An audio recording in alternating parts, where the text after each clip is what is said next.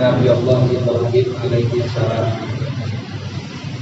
Diceritakan oleh Nabi Muhammad sallallahu alaihi wasallam bahwa di antara isi daripada suhuf yang diterima oleh Nabi Allah Ibrahim, di antaranya kata Allah, hendaknya bagi orang-orang yang berakal, artinya kita semua yang akalnya masih waras, yang masih dapat membedakan baik ataupun buruk, ayyakuna basiran bizamanihi, kudunya kita tuh, kudunya kalian, kudunya orang yang berakal itu basiran bizamanihi, mengerti dengan zaman di mana tempat ia hidup. Kita tahu bahwasanya zaman itu berubah tahun demi tahun, masa demi masa. Zaman kita kecil dulu sama zaman sekarang berbeda. Tapi sebagai orang yang berakal, kita tentu kudu menyesuaikan diri dengan zaman di mana tempat kita berada. Ya. Dulu zaman kita kecil kan, kalau habis maghrib di rumah-rumah tuh kedengeran suara apaan? Al-Quran, orang ngaji. Ya itu habis maghrib kagak ngaji di sebelah kaum bawah kita. Itu zaman dulu. Zaman sekarang apa masih kedengeran habis maghrib suara orang ngaji? 1001 Kampung Baru udah jarang. Dulu maghrib TV aja belum kita matiin, ya kata bapak kita gua bakar nih TV, padahal dia beli tuh. Cuman zaman sekarang maghrib TV masih banyak banget yang nyala, kalah suara orang ngaji sama suara TV. Apa kudu yang begini kita tidak ikutin? Bukan begitu. Zaman sekarang, walaupun zaman udah berubah, tetap kita nggak boleh tergerus sama hal-hal yang begitu. Teknologi udah makin canggih. Dulu kita nggak make yang namanya HP, kita nggak paham. Lah sekarang boleh biar kita paham sama teknologi. Jangan sampai kita udah tua, agak paham sama teknologi, anak-anak kita yang masih pada bocah paham, lah kita ntar bisa ditolol-tololin. Nah, sampai lagi kiainya kagak paham teknologi, santrinya paham-paham banget. Nah, ini mah kiainya bisa digoblok-goblokin ini, bisa dibego-begoin, bahaya yang begini. Ya. Maka ada kaidah al-muhafazatu 'alal qadimis shalih wal ahdu bil jadidil aslah. Mempertahankan apa yang dari zaman-zaman dulu itu yang bagus-bagus dipertahani. Nah, wal ahdu bil jadidil aslah, dan ambil tuh sesuatu yang baru yang lebih bagus daripada apa yang sudah diterapkan di zaman dulu. Kalau emang zaman dulu itu perlakuan kita, zaman itu ada suatu hal ya, kayak contoh kebiasaan yang baik sampai sekarang ya kudu kita jaga. Contoh yaitu masalah ngaji habis maghrib, ya kan. Nah, dulu kan kita emang wajib banget habis maghrib pokoknya kudu udah di rumah, habis maghrib kudu ngaji, kudu baca Quran. Dan sekarang yang begitu udah jarang. Mana kita nggak pertahankan hal-hal semacam itu. Justru yang ada kita kegerus sama teknologi. Kalah tuh yang namanya Al-Quran sama TV, Al-Quran sama HP. Coba dah saya tanya, kita berangkat kemana-mana, HP ketinggalan, kira-kira kita balik lagi kagak ke rumah? Udah jauh nih dari rumah nih, kita ingat ya HP ketinggalan, kira-kira kita balik lagi ke rumah? Balik. Takut dibaca begini, ya kata nyawa gue di situ tuh.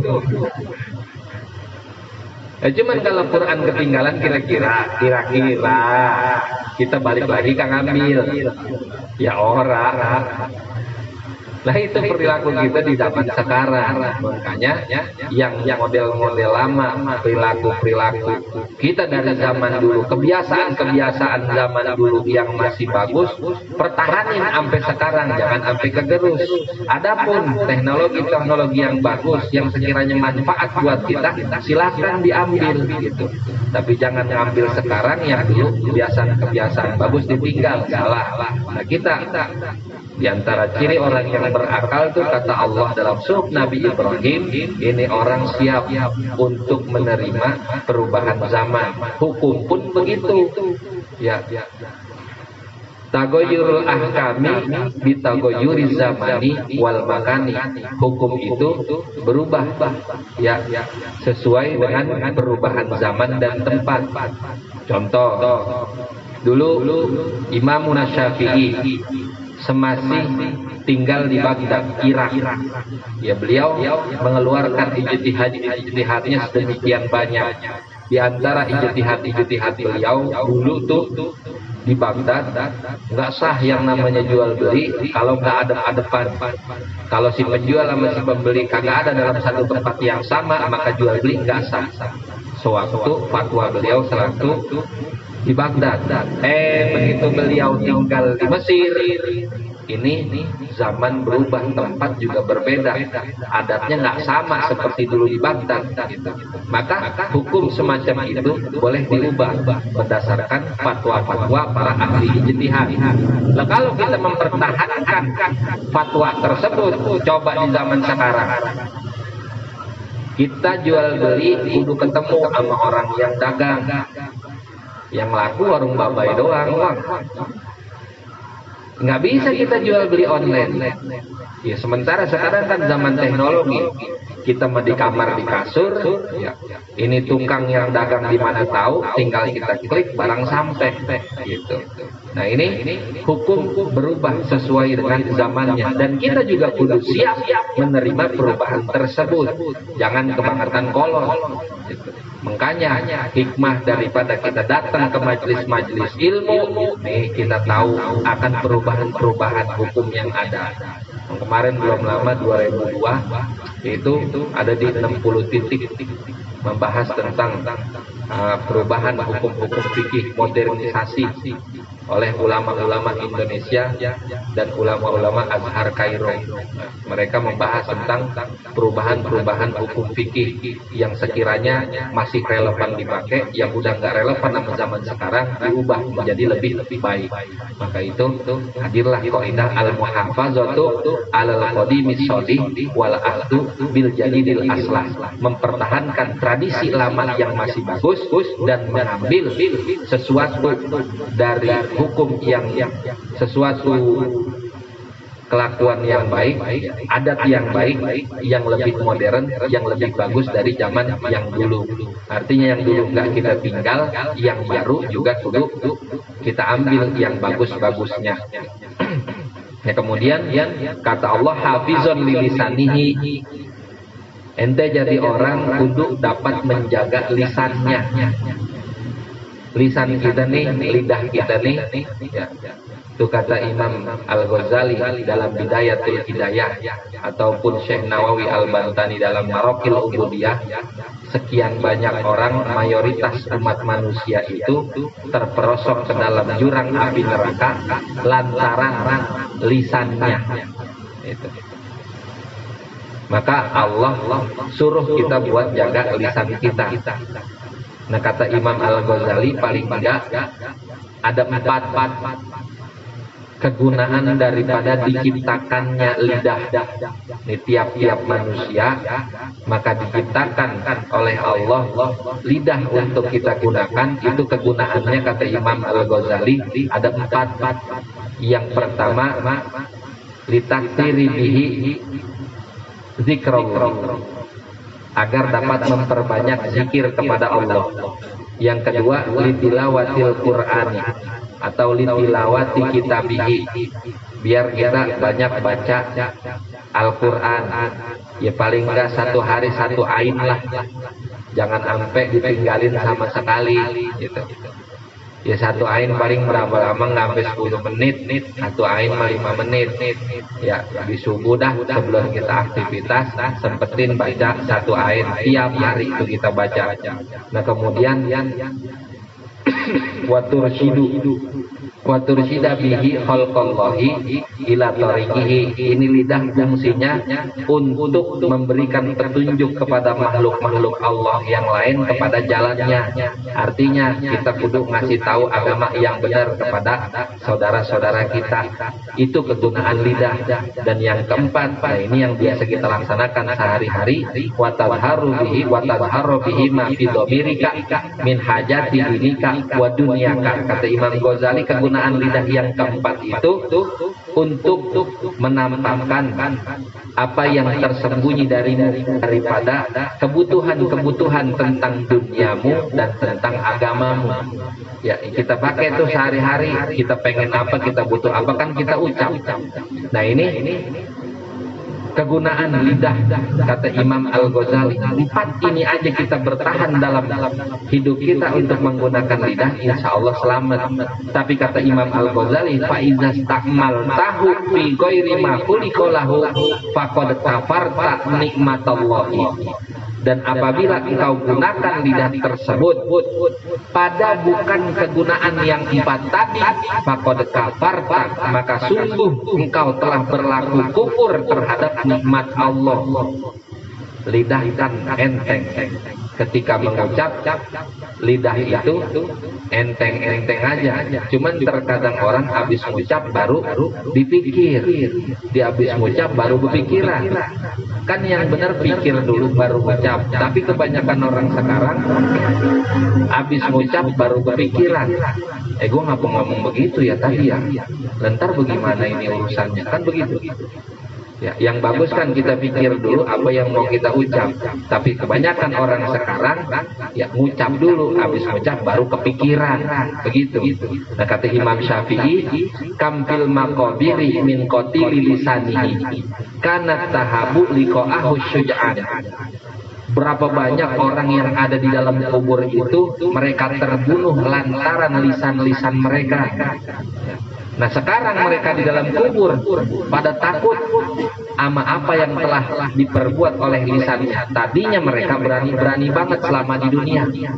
Itu kata Imam Syafi'i, orang yang berani-berani banget tadinya di dunia, berkuar-kuar segala macam, ngomong ini ngomong itu. Begitu mati takut sama lidah sendiri. Karena apa? Tanggung jawab yang begitu besar akan apa yang dia ucap selama dia hidup. Maka kita punya lidah disuruh jaga. Waman ada kalamahu min amalihi qalla kalamahu, kata Syekh Nawawi, kata Allah dalam Suhuf Ibrahim, siapa orang yang memperhitungkan perkataannya daripada perbuatannya, maka niscaya ini orang bakal sedikit omongnya.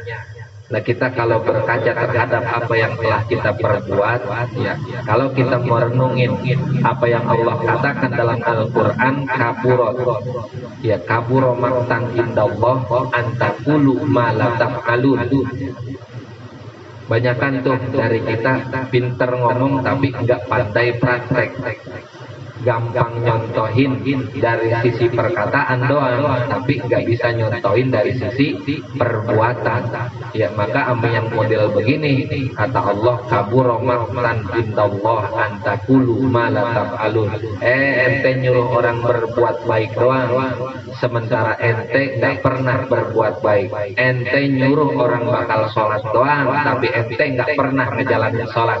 Ente nyuruh orang buat bayar zakat doang, tapi sementara ente nggak pernah bayar zakat. Maka model-model begini tuh ntar diseksanya di kerak neraka paling bawah. Sebab apalagi dia tahu, dia udah ngucap, dia tahu hukumnya, tapi dia nggak laksanain. Kabura maqtan indallah. Lupa surat apa tadi? Coba ntar cari dah. Ini kan yang paling merabaikan justru guru. Oh ini yang paling gede. Guru tuh udah paling gede. Emang rokibat itu udah ngincer nih, ya saban malam, bye-bye lu habis ngucap, awas-awas aja lu nggak laksanain, ya itu rokibat itu udah ngucap tuh. Bukan berarti kita ngajak kepada suatu kebaikan kita dapat pahalanya, tapi kalau kita kagak ngerjain kebaikan tersebut, nih bye-bye. Kabur maqtan indallah an taqulu ma la taf'alun. Maka Walid sering pesan, jangan kebanyakan nyiram, banyakin nanem. Tuh kata Walid begitu. Nyiram apa? Orang ceramah itu nyiram. Nah kalau nyiram kan pohon siapa aja yang kita siram. Tapi kalau yang kita tanam, ya pohon kita sendiri. Maksudnya banyak nanam, banyakin tuh ngajar, banyakin murid. Kata Walid begitu, banyakin nanem, jangan banyakin nyiram. Kalau nyiram orang kan ceramah model apa aja dia sampaikan, tapi belum tentu dia lakuin. Ya, tapi kalau yang namanya banyak murid dia ngajar dulu, nah tentu tuh apa yang bakalan dia sampaikan biasanya tuh udah dia lakonin. Paling kagak amaliyah nah, sehari-hari dari sisi fikih, yaitu oh iya gua mau nyampein ini nih, ya sebelumnya kan dia udah ngaji sama gurunya, paling kagak tuh ilmunya udah dipraktekin dulu baru disampaikan ke murid-muridnya gitu. Maka nih yang namanya lisan ini yang paling fatal yang kita punya, organ yang paling dominan untuk kita gunakan dalam kehidupan sehari-hari. Ya, orang ya dari mulai bangun tidur sampai tidur lagi, ya kan dominan yang dipakai organ tubuhnya itu kan lisan dia. Apalagi kalau dia keluar dari rumah komunikasi segala macam, ya lisannya kudu benar-benar dijaga. Ini lagi ada satu hadis yang apa bahasanya ya? Ini buat orang yang sering kongres. Apa kongres? Kongko kagak beres-beres. Nah, orang yang sering kongres nih ada hadisnya. Sebab biasanya kalau kumpul kan ada aja bahan-bahan buat ngguyon, bahan-bahan buat tertawaan. Kata Rasul begini, innar rajula la yatakallamu bil kalimati liyadhaka biha ashabahu wa yahwi biha fi qa'ri jahannama sab'ina kharifan. Kata Rasul, sesungguhnya seseorang pastilah ia berbicara dengan satu kalimat untuk membuat kawan-kawannya tertawa dengan kalimat tersebut. Maka siap-siap, entar di akhirat dia bakal ada di jurang neraka selama 70 tahun. Itu sabab. Maksud hadis itu apa yang keluar dari perkataannya biar kawan-kawannya tertawa, itu ngejek orang lain. Kalau bahasa sekarang nih ngerosting, apa ya, nyela kawannya biar yang orang lain tertawa gitu. Ngecengin kawannya. Iya, kita rame-rame begini, ya Bang Heri saya bully, ya yang lain ketawa, Bang Heri nggak senang, siap-siap. Itu akibat satu perkataan yang bikin orang sakit hati, 70 tahun ada di jurang neraka. Lah satu hari aja di neraka kan lamanya saat apa, sama seperti 1000 tahun di dunia satu hari. Lah kalau 70 tahun tinggal dikaliin aja, apa betah kita lama-lama di neraka. Nah ini boleh bakal bahan pikiran kita. Untuk apa? Ya untuk jaga lisan kita baik-baik, jangan sampai lisan ini asal mengucap ya. Sebab hati orang nggak ada yang tahu. Belum tentu mentang-mentang dia teman kita, boleh jadi enggak semua apa yang kita ucap dia senang, ya boleh jadi dia sakit hati. Nah maka dari itu kan adab kita bersama itu biasanya habis apa-apa musofahah. Maksudnya apa musofahah? Salaman, ridho di ridho. Andai kata ada yang salah-salah kita ucap, dari musofahah itu gugur udah tuh dosa-dosa kita. Makanya Rasul kasih tuh ada yang namanya doa kafaratul majelis.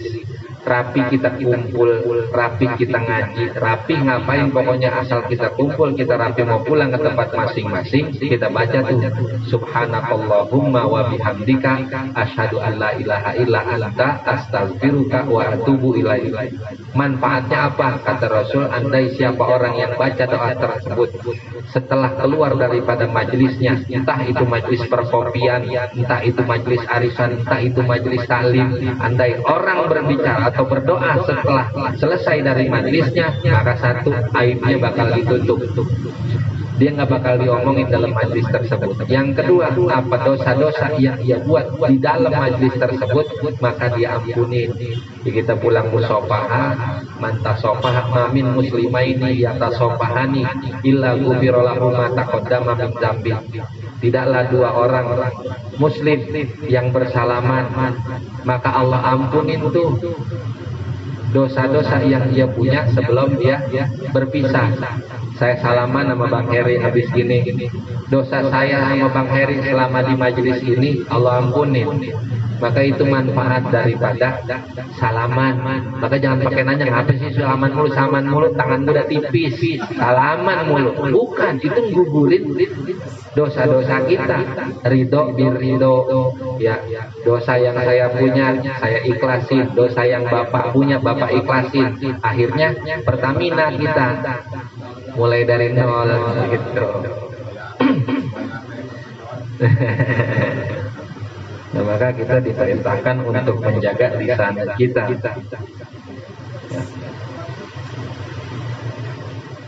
Illa bima yahnihi, terkecuali terhadap sesuatu yang penting. Kalau terhadap sesuatu yang penting, ya, penting buat kepentingan dunia kita, kepentingan akhirat kita, maka silakan kita ucap. Ya. Pokoknya kan pepatah bilang as-sukutu salamatun, diam itu selamat. Ya. Segala omongan kita kan dicatat sama Raqib Atid. Semua tuh apa yang kita omongin dari A sampai Z ada semua nanti filmnya. Ente pernah ngomong seperti ini, ente ngomong pernah seperti ini, ya. Itu dicatat semua. Dan semua yang keluar dari mulut kita itu dipertanggungjawabkan di akhirat kelak. Ente nggak bisa ngelak. Nanti lisan kita dibungkam, yang ngomong tangan, kaki, mata, kepala, ya lisan kita dibungkam, kita nggak bisa lagi ngelak. Nggak pernah, ya Allah saya nggak pernah ngomong gitu. Nih ada CCTV, lihat filmnya diputar. Oh iya, kita nggak bisa bohong.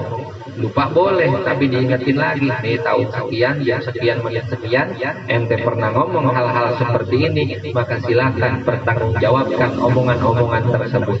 Nah kalau kita sadar berapa banyak kita ngecengin kawan-kawan kita, bully kawan-kawan kita dengan tujuan biar orang lain tertawa. Itu kan secara nggak sadar kita telah menyakiti hatinya. Maka yang begini-begini nih yang bikin kita repot kelak di akhirat. Ya. Boleh jadi kudunya kita masuk surga, ya, tapi kawan-kawan kita yang belum pernah memberikan kita maaf, yang kita belum pernah minta maaf sama mereka, nuntut kelak di akhirat. Nah ini yang paling berat. Ini selalu saya omongin yang begini nih gitu. Sebab ya emang model kita demennya kayak begitu, nyeritain orang, ya, ngecengin orang. Ya romannya udah lalapan sehari-hari yang model-model begitu. Ya sampai-sampai ya nanti di akhirat kita bakal jadi orang yang muflis, orang yang bokeh. Kalau apa? Kalau di dunia kita kagak sempet minta maaf sama orang-orang tersebut. Maka lagi-lagi jaga lisan kita, janganlah berbicara terkecuali terhadap sesuatu yang penting. Islam kaku amat, bukan masalah kaku bang. Bercanda boleh terhadap hal-hal yang diperbolehkan. Rasul juga bercanda kok. Satu waktu lagi makan korma, Rasul, Sayyidina Ali dan para sahabat. Itu korma yang Rasul makan bijinya ditaruh di depannya Sayyidina Ali. Dia makan lagi, ditaruh lagi depan Sayyidina Ali. Sayyidina Ali makan korma, bijinya ditaruh di tempat dia. Rapi makan korma, apa kata Rasul? Tuh lihat, Ali bukan main, saking lapar korma segitu banyak aja makan. Itu kata Rasul, guyon Rasul, sama sama kita. Dibalas sama Sayyidina Ali, mending saya ya Rasul. Saya biar kata lapar, makan korma cuman kormanya doang, dagingnya doang. Lah ente ya Rasul, makan korma sampai biji-bijinya kagak ada tuh. Lah itu guyon diperbolehkan, Islam juga memperbolehkan guyon, tapi guyon dalam hal-hal yang diperbolehkan oleh syariat yang tidak menyakiti lawan bicara kita. Bifathi awalihi, dengan huruf awal yang difathahkan. Ada tuh kata ada di situ dengan huruf awal yang difathahkan. Min babi Roma, dari bab Roma. Kalau tasrif Roma yarmi sama seperti ada. Artinya mata ta'allaku inayatuhu bihi, sesuatu yang berkaitan inayatuhu, perhatiannya bihi, dengan sesuatu tersebut. Kama qala Ibnu Hajarin fi Fathil Mubin, sebagaimana yang telah berkata oleh Imam Ibnu Hajar di dalam Fathul Mubin. Qala Abu Dzarrin, dan telah berkata Abu Dzar. Qala Abu Dzarrin aidan, dan Abu Dzar Al-Ghifari berkata juga. Qultu, kata Abu Dzar, aku berkata, ya Rasulullah, wahai Rasulullah, fama kanat suhufu Musa, maka apa isi suhufnya Nabi Allah Musa. Kemarin Abu Dzar di awal nanya isi suhuf Nabi Allah Ibrahim itu apa aja. Sekarang ditanya lagi sama Abu Dzar Al-Ghifari, wahai Rasul, apa isi daripada suhufnya Nabi Musa? Qala, lantas Rasul menjawab, kanat kulluha ibarat, adalah keseluruhan daripada suhuf Nabi Allah Musa itu ibarat, petuah-petuah. Bikasril aini, dengan huruf ain yang dikasrahkan, wa fathil ba'i, dan huruf ba yang difathahkan. Jadi bacanya ibaron. Ibaron itu jam'u ibaratin, jamak daripada kata ibrah. Bisukuniha, dengan huruf ba yang disukunkan. Mislu sidarin wa sidratin, seperti kata sidarin dan sidratin. Ibrah itu artinya mawa'izu, nasihat-nasihat. Jadi isi daripada suhuf Nabi Allah Musa itu adalah isinya petuah-petuah, nasihat-nasihat. Wa minha, dan diantara isi daripada suhuf Nabi Musa, kata Allah, ajibtu liman aikona bil mauti kaifa yafrahu. Ajibtu, kata Allah, aku heran, liman aikona bil mauti, bagi orang yang yakin dengan kematian, kaifa yafrahu, bagaimana ia bersenang-senang. Kita yakin mati itu adalah suatu hal yang pasti. Tapi seketika manusia yakin bahwasanya mati itu akan menghampirinya, mati itu akan menjemputnya, tapi manusia malah bersenang-senang, bukan malah mempersiapkan apa yang kudu dia bawa setelah matinya. Allah heran tuh, ngapa orang kampung baru masih bisa ketawa tiwi, masih bisa hura-hura, masih bisa kelayaban ke sono kementari, sementara mereka itu yakin kalau mereka itu bakalan mati. Lah kita yakin nggak bakalan mati? Yakin, tiap-tiap dari kita bakalan mati. Tapi Allah heran, kenapa kok orang kampung baru segitu yakinnya dia bakal mati, mereka kagak siap-siap terhadap bekal yang kudu mereka bawa buat hidup setelah kematian. Malah mereka ketawa tinggi. mereka kelayaban ke sono kemari, bukan malah mereka mempersiapkan apa yang harus mereka bawa untuk hidup setelah kematian itu. Ini Allah heran sama kita semua. Ya. Mangkan kudunya tiap-tiap kesempatan kita itu kita pergunakan untuk mencari bekal buat kita hidup di akhirat kelak. Maka bahasa saya jangan sampai los. Ya emang kudu dibiasain gitu. Maksudnya jangan sampai los. Biar hidup kita di tiap hembusan napas kita ini ada faedahnya, ada ganjarannya. Lah kudu gimana? Paling enggak, paling dikit kita baca zikir saban kita kemana-mana. Lah sekarang kan, lah kita kalau naik motor dari sini, dari rumah tempat kerjaan, kalau di motor kagak bengong, ya pakai headset dengerin musik. Masih ada orang sini yang naik motor dari rumah ke tempat kerjaannya, dia zikiran, dia wiridan. Jarang Pak, jarang. Makanya nih, kalau emang kita kagak biasain, ya sulit. Kalau emang enggak dibiasain, ya susah, sangat-sangat susah. Padahal apa yang kita ucap itu kan, yang dari berupa zikir kek, mau sholawat kek, ya mau kita ngaji kek di motor. Nah ini kan yang nambah amaliyah kita untuk bekal di akhirat kita. Ya, maka yang begini-begini hal-hal yang sepele kelihatannya, tapi mendapatkan ganjaran besar daripada kita mengerjakannya. Jangan sampai kita los gitu. Mulailah dari sekarang kita biasain yang keluar dari musola, pengen pulang ke rumah, di dalam hati baca salawat. Allahumma sholli wa sallim ala sayyidina Muhammad. Oh panjangan, oke yang tipis saja. Sallallahu ala Muhammad, sallallahu ala Muhammad, sallallahu ala Muhammad. Faedahnya kan gede banget kalau begitu Pak. Makanya ya hidup ini kudu ada nilai-nilainya. Nggak ada tuh diibaratkan sholat. Dalam sholat itu kata Syekh Nawawi, jangan sampai ada sela-sela di dalam sholat kita sesuatu yang kosong sampai kita bengong. Contoh, nih ibarat sholat yang sirda. Kalau sholat yang sir, imam kan kagak baca apa-apa, kan baca ayat, kita kagak kedengeran.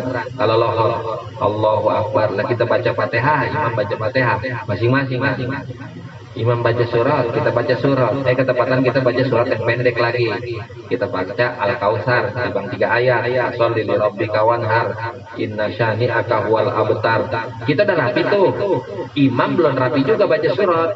Imam belum ruku tandanya. Kalau imam belum ruku, maka kita disunahin tuh baca surat yang lain. Sampai kapan? Sampai imam ruku. Begitu imam ruku, baca subhana rabbiyal azimi wa bihamdi. Kita udah baca 3 kali, imam belum kelar juga daripada rukunya, imam belum itidal, kita masih disunahin buat baca terus, jangan nunggu subhana rabbiyal azimi wa bihamdi 3 kali, kemudian kita udah rapi, kita bengong begitu, jangan. Kata Syekh Nawawi, nggak ada di dalam sholat kesempatan untuk bengong nunggu imam dari rukun satu ke rukun yang lain, maka bacakin, kita baca. Begitu juga saat sujud kayak iktidal, apa kita baca boleh. Kalau toh bacaan tersebut sunnah.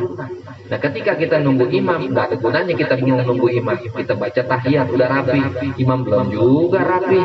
Lalu kita baca sebisa kita. Jangan sampai ada satu sisi, satu selah buat kita bengong di dalam sholat. Itu kata Syekh Nawawi. Pun begitu juga hidup.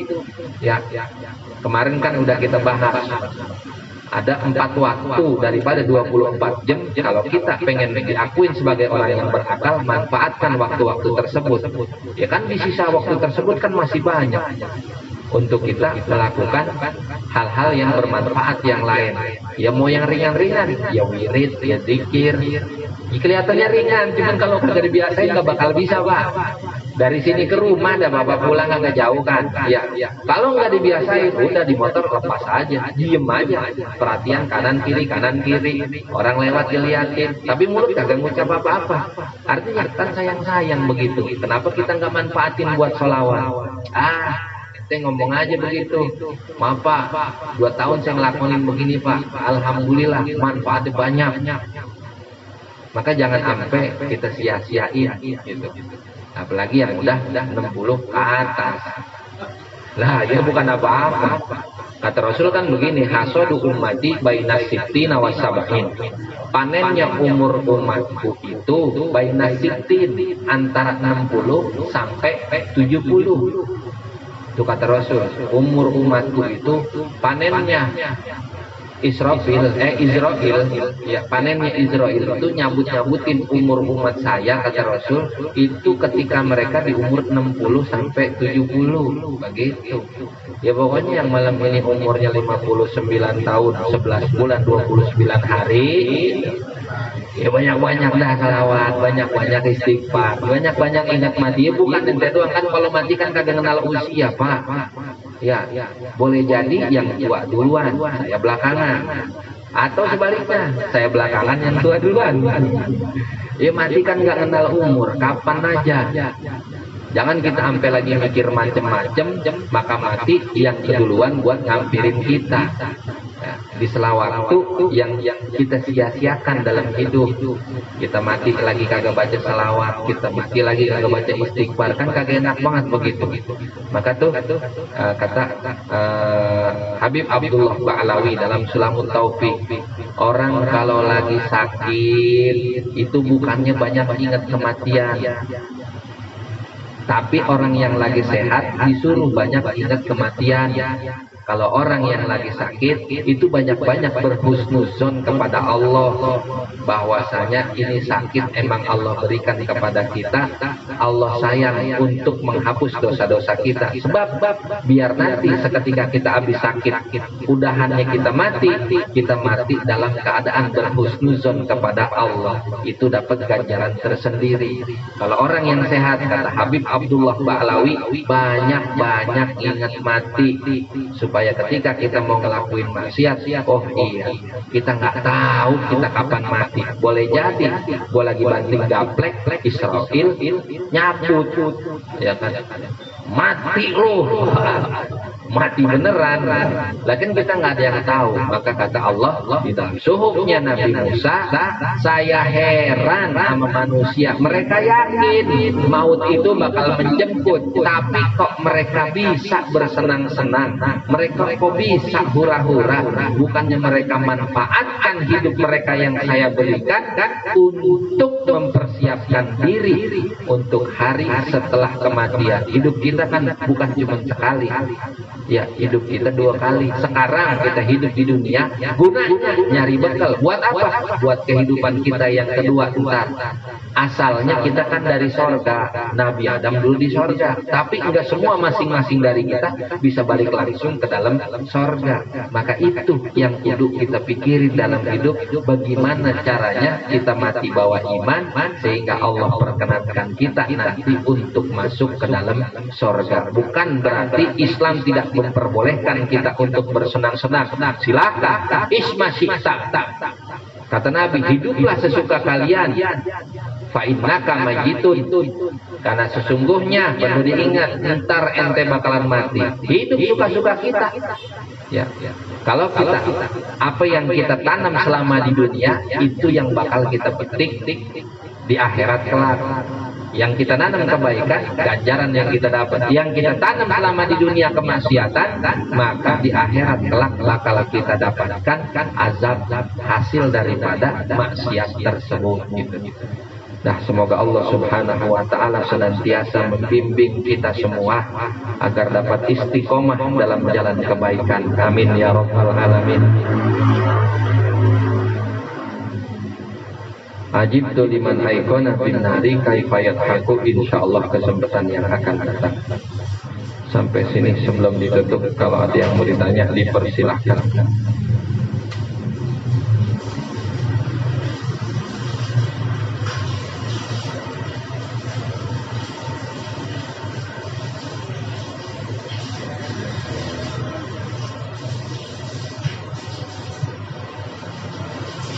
Ya.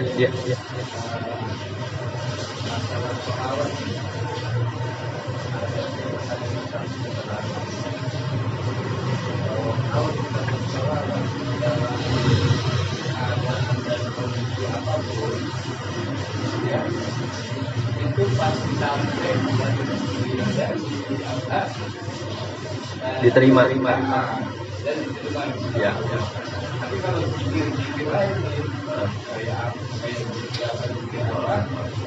Itu harus dalam keadaan suci, dan tempatnya juga harus dalam keadaan yang suci.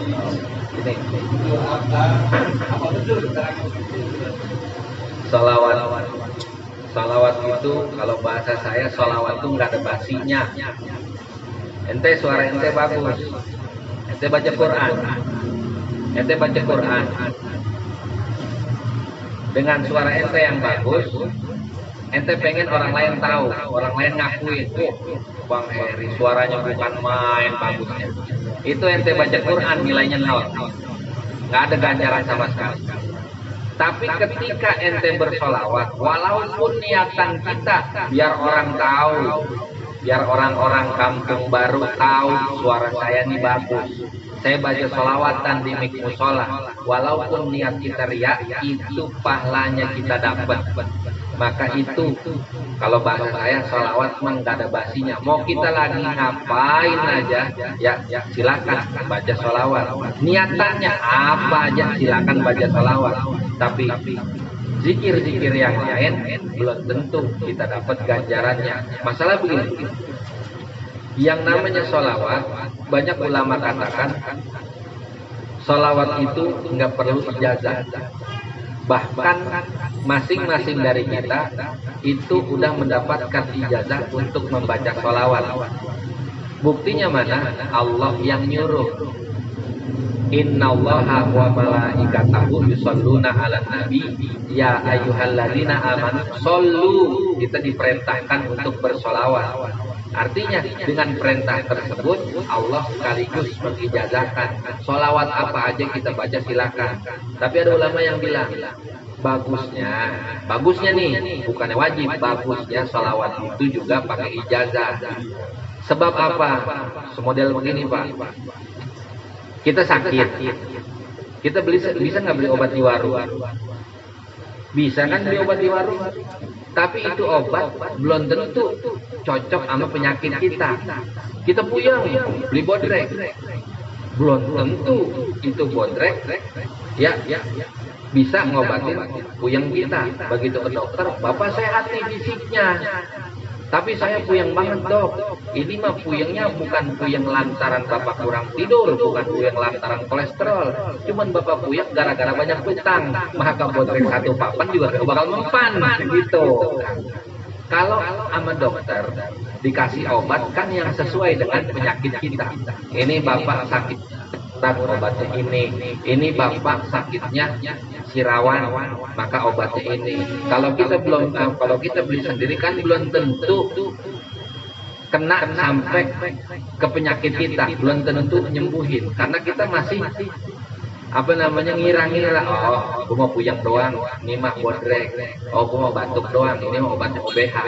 Ya, tapi dokter sebagai seorang yang ahli mengetahui ini sakitnya ini, Bapak cocoknya minum ini, karena Bapak ada gangguan di tubuh Bapak kena gula, nggak boleh minum yang ini, Bapak ada jantung, nggak boleh minum yang ini, ya kan?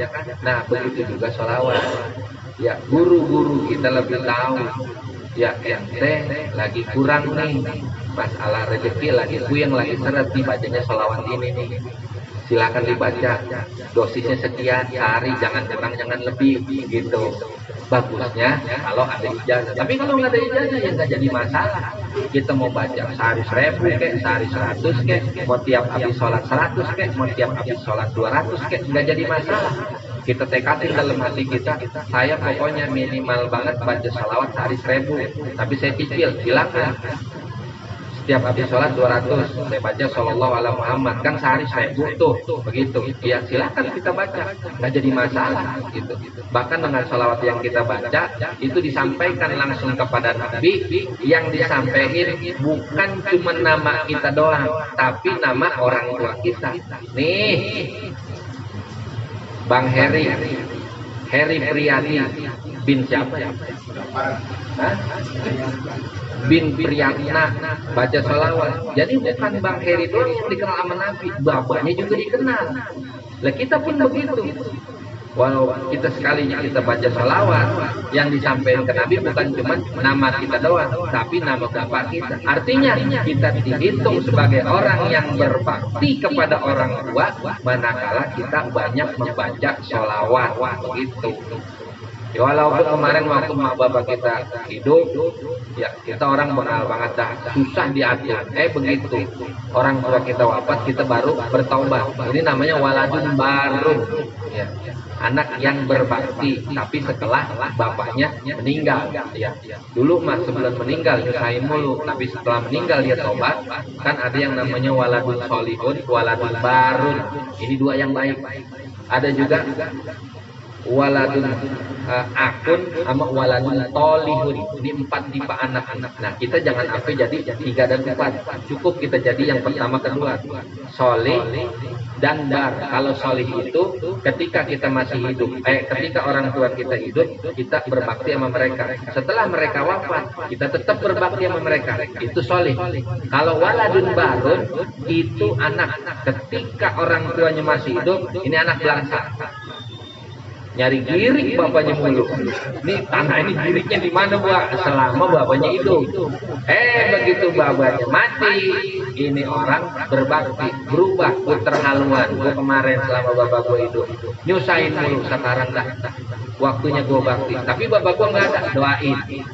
Ya, perbanyak baca sholawat, bapak kita dikenal sama Nabi, kita pun dikenal sama Nabi. Ini termasuk kita orang yang anak yang berbakti kepada kedua orang tua. Jadi perbanyak sholawat. Silakan mau sholawat apa aja boleh.